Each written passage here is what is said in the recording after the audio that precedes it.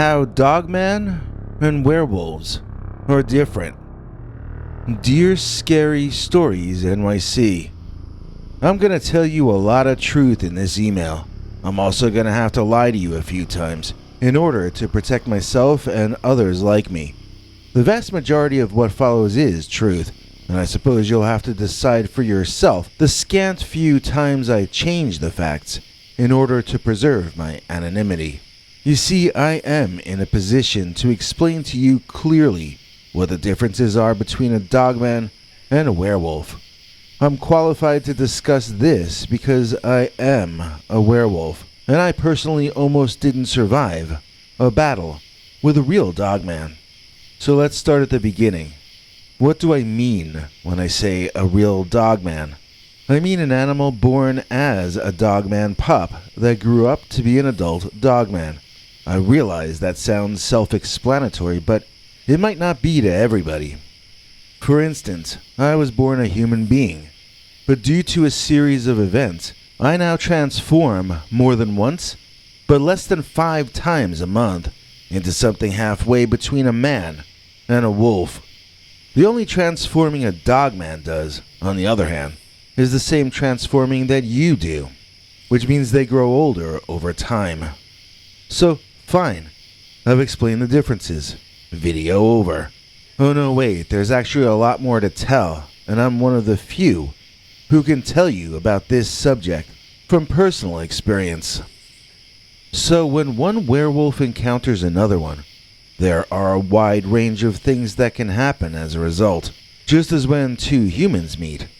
If the wolfman or woman you run into is a recent convert or recently afflicted, then you may want to just run away and hide, as most of them have no control over themselves in that state, and some barely even have half-formed memories of their werewolf experiences for the first year or 2, even 3.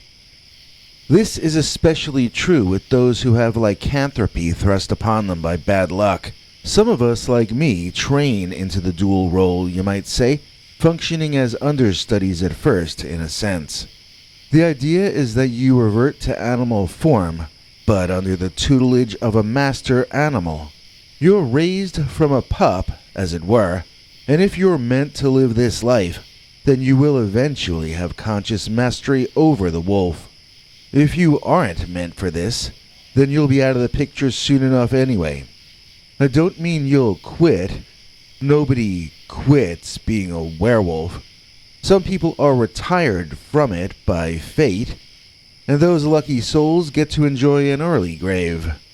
Now, there are differences between different kinds of werewolves.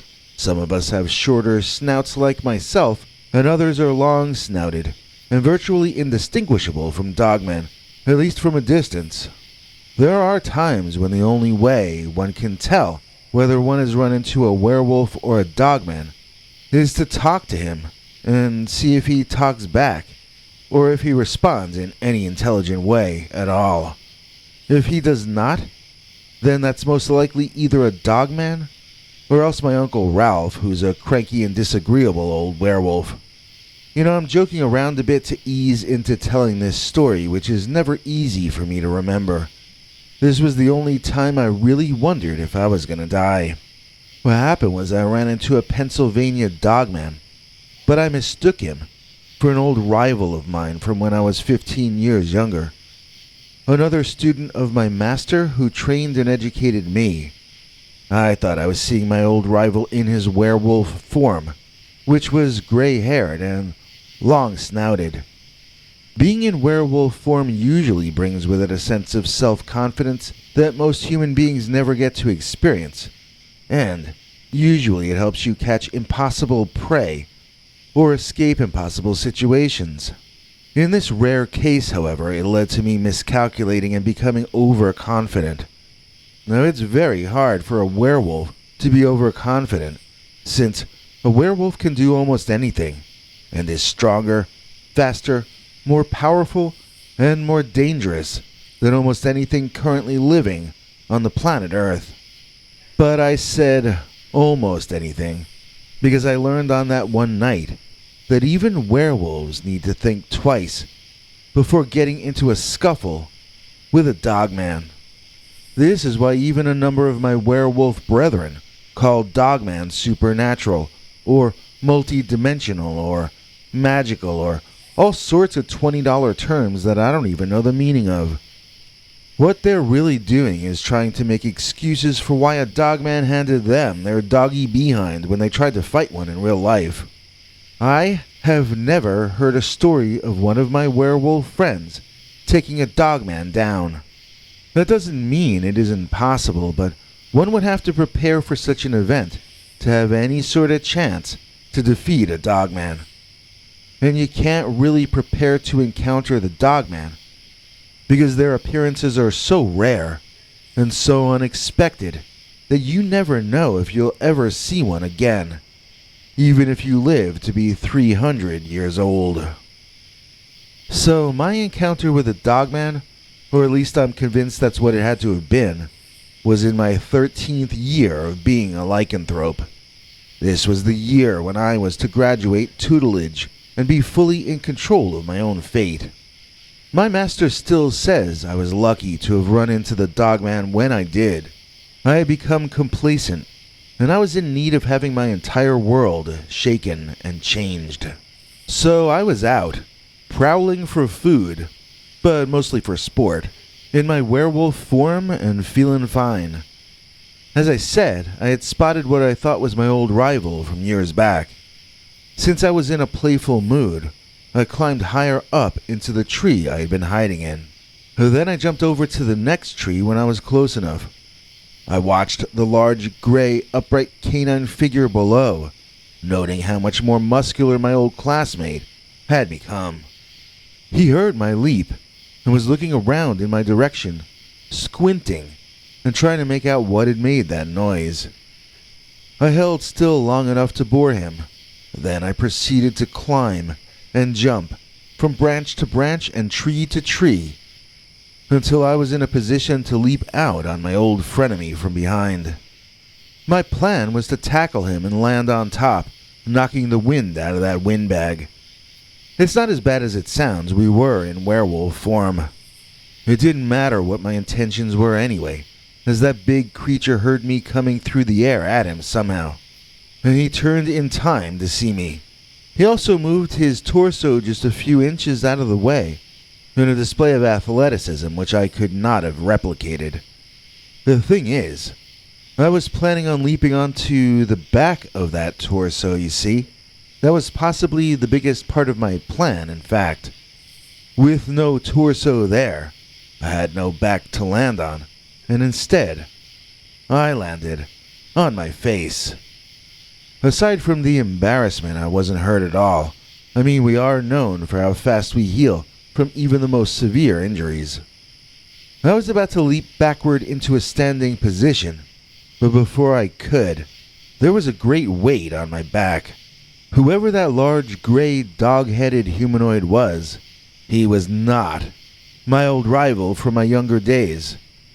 He was someone or something who was far heavier than any human who had ever lived.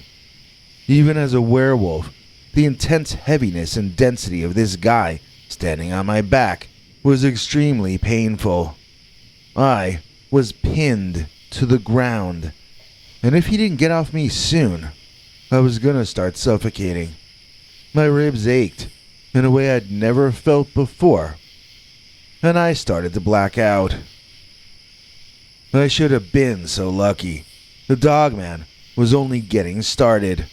He leaped off my back, but I was still trying to suck air back into my painfully empty lungs when I got picked up and I got thrown, like a rag doll, into a tree. That was when I blacked out, only coming to on rare occasions when the pain of my beating was too much even for my unconscious sleeping mind to bear. It was pass out from the pain, wake up from the pain, get knocked out again by this next part of the beatdown. A fun way to spend your evening, to be sure. Apparently I was left for dead at some point. I don't really remember when. It's possible I really was dead when I was left, for all I know.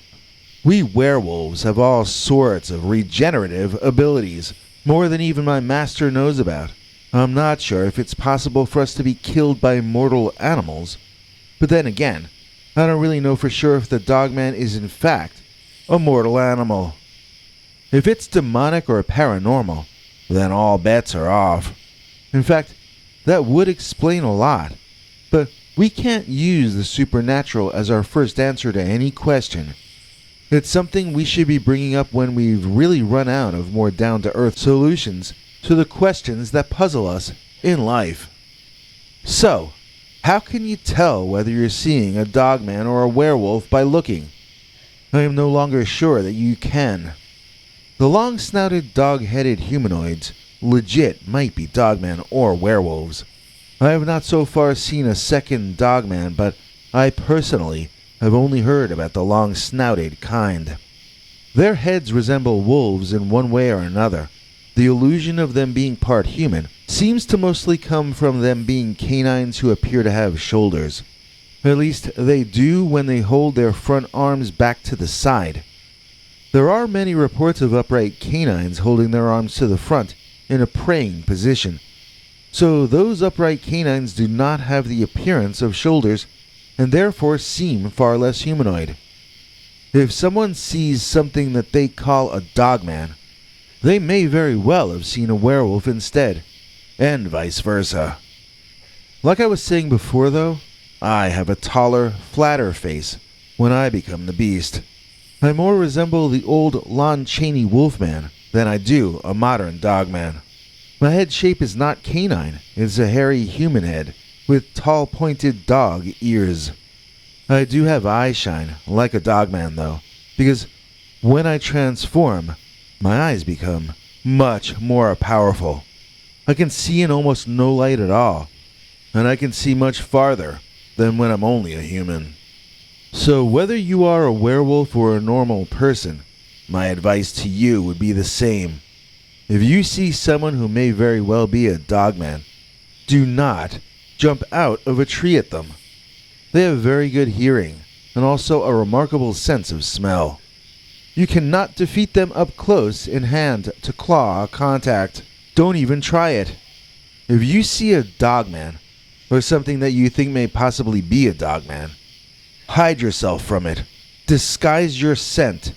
Do anything you can to keep it from noticing you. Because the biggest difference between a Dogman and you, whatever you are, is that you have the ability to think ahead. Use it. So, that's how to survive a Dogman attack. As for surviving a werewolf attack, well, there is no way. Unless you're a Dogman or a Sasquatch, you don't want to mess with my people. And that's all I'm willing to admit to you about the difference between Dogman and werewolves. I hear the Dogman in my head. Dear Scary Stories NYC, I don't know what's wrong with me, but I can't get the Dogman out of my head. This started a month and a half ago. Well, that's when he started talking to me in my brain, at least. I suppose it really started the week earlier, when my husband and our son and I were spending a few days in a log cabin at a campground here in North Carolina. I looked up at the window at one point just randomly, and I saw what I swore I at first took to be a deceased animal head being waved in the cabin's window. As it withdrew and ran away, though, I could see that the thing's lips were moving.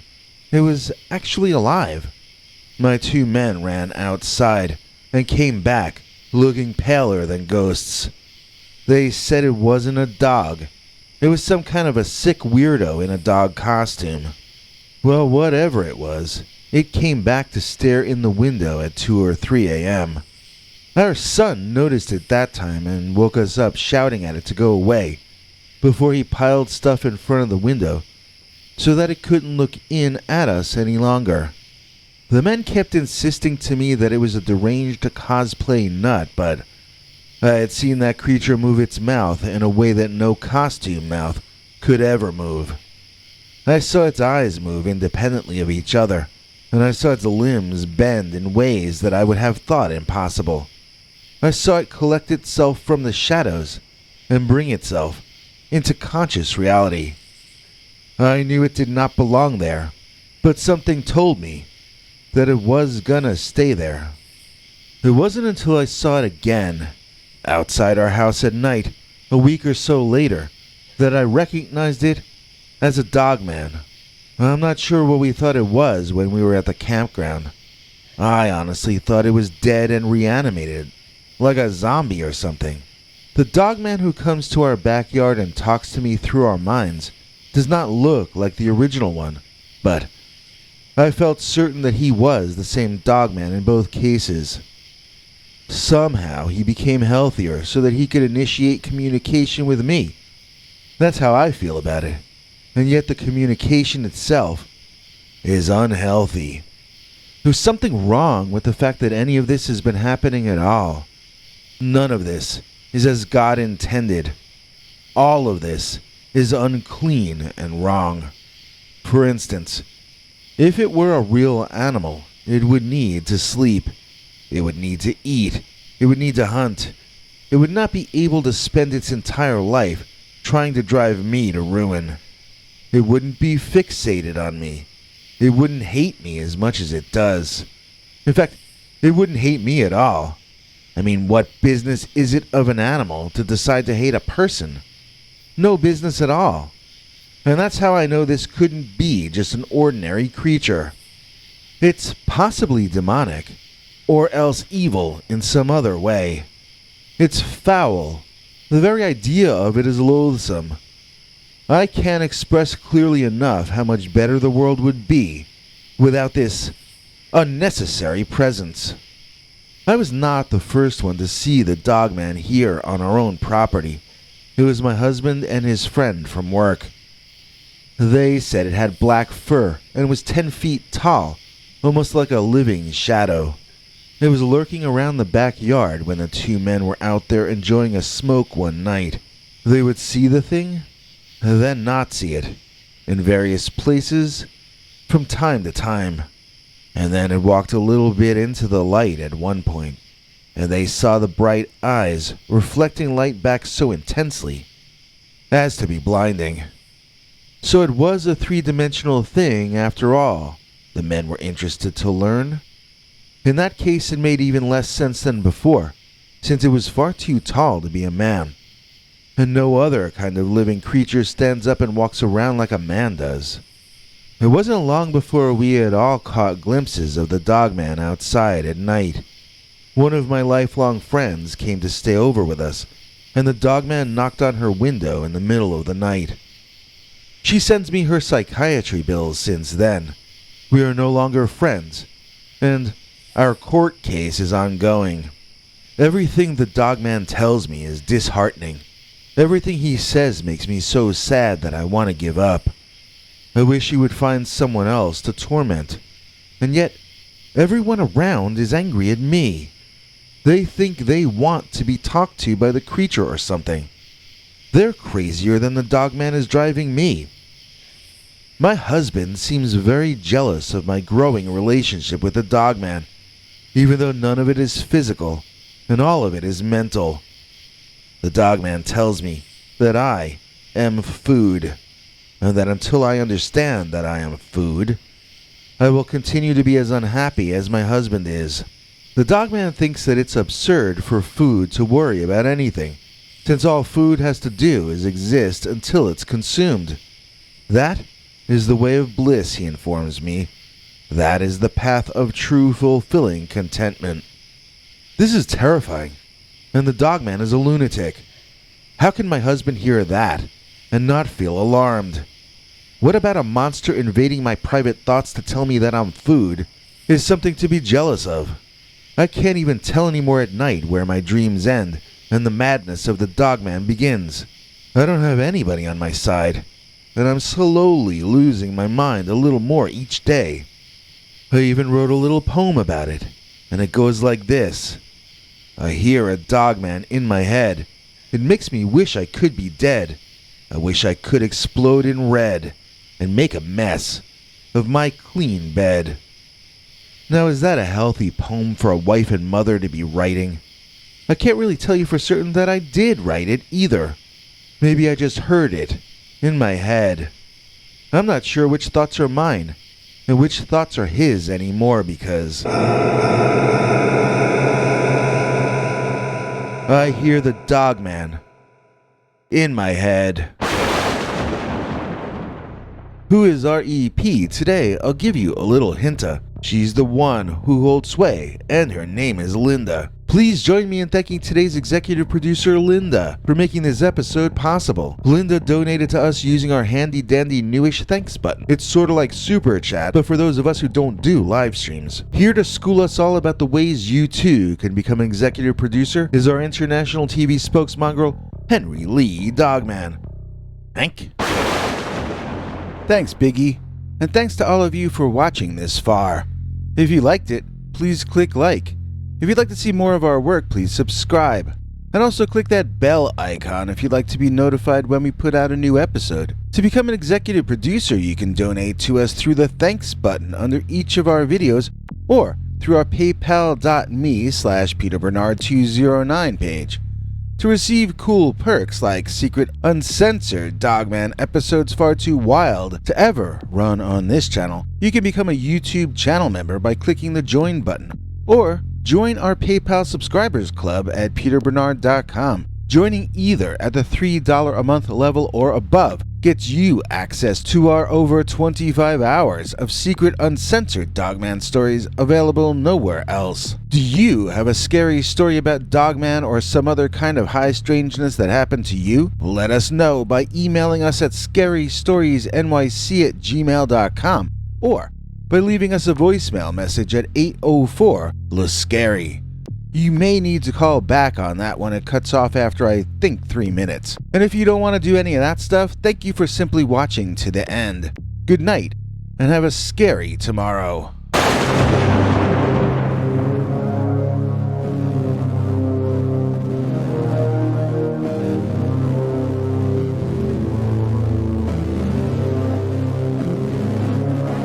Come back for more scary stories.